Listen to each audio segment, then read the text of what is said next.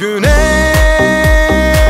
doğdu ama yasta, mevsimi hep hasta.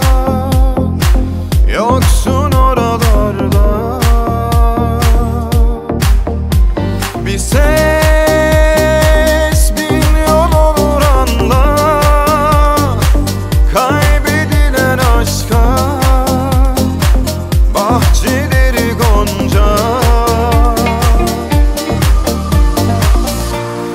Belki affeder bizi, onca hatıra gibi. Gel be gökyüzüm, kıyıya vurdu aşklarım. Ya beni öldür ya anla, nefesim ol günahı boynuma. Gel be gökyüzüm, kıyıya vurdu aşklarım.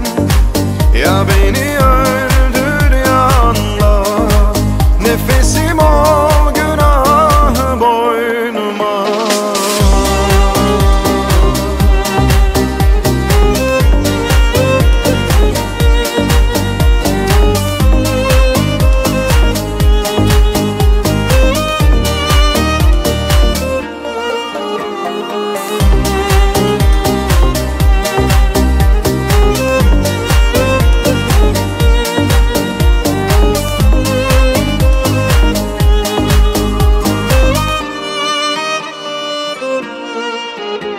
Güneş doğdu ama yasta,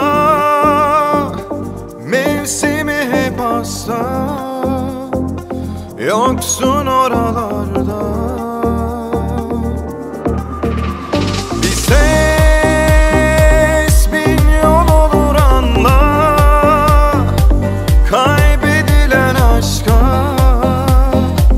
bahçeleri gonca.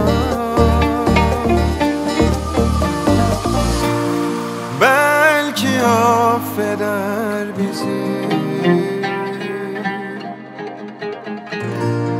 onca hatıra gibi.